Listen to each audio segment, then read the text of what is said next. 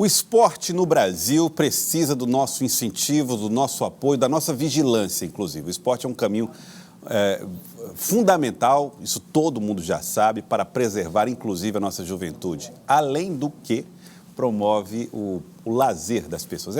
É maravilhoso. E o Estado do Piauí resolveu enfrentar isso com a ajuda do Comitê Olímpico Brasileiro. Eu estou aqui recebendo o vice-presidente do Comitê Olímpico Brasileiro, Marco Antônio Laporta, que vai conversar conosco a respeito deste e de outros assuntos. Doutor Marco Antônio Laporta, boa tarde, seja bem-vindo aqui ao Jornal do Piauí, seja bem-vindo ao Piauí. Boa tarde. Boa tarde, Joelson. Obrigado pelo convite para falar um pouquinho aí de esporte, que é tão importante para a nossa sociedade. O Grupo de Apoio ao Esporte Piauiense resolveu fazer um diagnóstico da situação do esporte, resolveu elencar alguns problemas e contar com o apoio do Comitê Olímpico Brasileiro. Primeiro, eu queria que o senhor falasse sobre essa iniciativa e de que maneira o comitê pode ajudar nisso. É uma iniciativa que a gente sempre incentiva que aconteça. É importante se discutir os problemas e as soluções, principalmente, para que o esporte em cada estado se desenvolva. Isso para a gente é importante, porque o desenvolvimento do esporte em cada estado significa o desenvolvimento do esporte no Brasil. Então, oportunidades em discutir questão de bolsas municipais, questões de lei de incentivo para os atletas, ou seja, jogos escolares. Então, instrumentos que propiciem ao atleta o seu desenvolvimento, que possa aparecer e ter o seu desenvolvimento de carreira até chegar lá, quem sabe, nos Jogos Olímpicos. O senhor percebe maior. Essa falta de incentivo, leis de incentivo, jogos escolares, isso tem desaparecido no Brasil? Não, a política ela não mudou. Nós temos conseguido, o governo federal ele manteve a política de bolsas, né, que é bastante importante, dá um apoio importante para os nossos atletas. Os jogos escolares eles continuam funcionando. Nós estamos agora, terminamos essa semana lá em Blumenau a etapa nacional dos Jogos Escolares.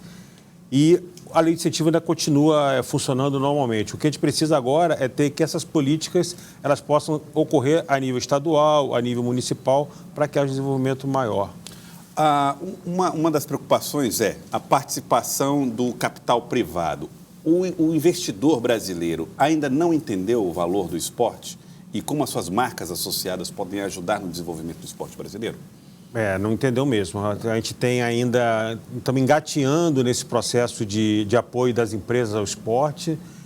A lei de incentivo ela ajuda bastante. A lei de incentivo, para quem não sabe, ela permite que empresas descontem daquele valor que ela paga do imposto de renda um percentual para que possa investir no esporte. Hoje é a melhor forma que você tem de investir.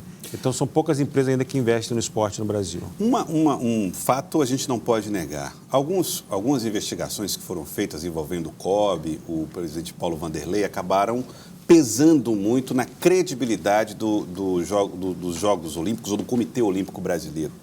Até que ponto vocês têm tentado reverter essa imagem do uso do dinheiro ou do bom uso do dinheiro no COB? Com política de governança, né?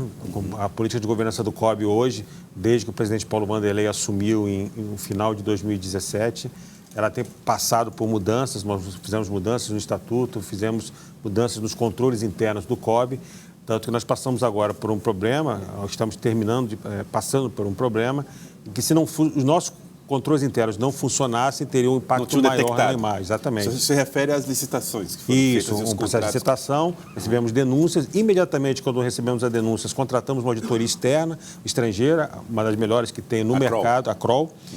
E a investigação chegou ao relatório final agora em outubro e todas as providências indicadas pela Kroll, inclusive demissão de colaboradores, foram tomadas. Revisão de todos os contratos do Comitê Olímpico para que não houvesse dúvida nenhuma da lisura dos nossos processos. O senhor acredita que com essa medida, quanto mais ou menos em dinheiro tenha sido desviado e vocês descobriram e conseguiram reverter? Não houve desvio. Antes que a empresa fosse contratada, nós suspendemos tudo, então não houve nenhum desvio de verba. Então vocês conseguiram proteger, na verdade, o dinheiro. Exatamente. Não houve superfaturamento, não houve nada. A ascensão de Paulo Vanderlei, vindo de um esporte que era bem sucedido no Brasil, que é o judô, ajudou em quê nessa construção? O presidente Paulo Vanderlei tem uma experiência muito grande. Ele veio numa confederação grande do judô, em que ele fez um trabalho excelente, e ele transportou isso para o Comitê Olímpico. Então, hoje ele consegue, dentro do Comitê Olímpico, a visão que ele teve no judô, fazer um trabalho focado na governança, no resultado esportivo.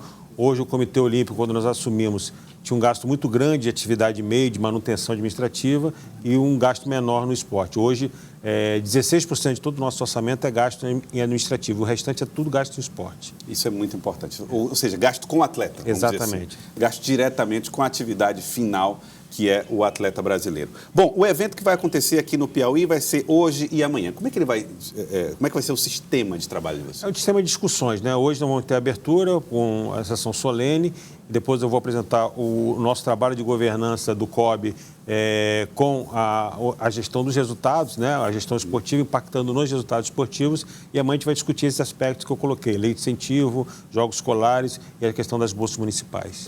Ano que vem é ano de Jogos Olímpicos. Como é que o Brasil deve esperar esse momento? Com otimismo, a expectativa é de que haja um crescimento em relação às últimas Olimpíadas, que já foi um bom resultado, né, nas Olimpíadas do Brasil. Sim, sem dúvida. A gente está muito otimista. Nós fizemos uns Jogos Pan-Americanos esse ano, em que nós conseguimos, desde 1963, a gente conseguia ficar em segundo lugar no quadro de medalhas.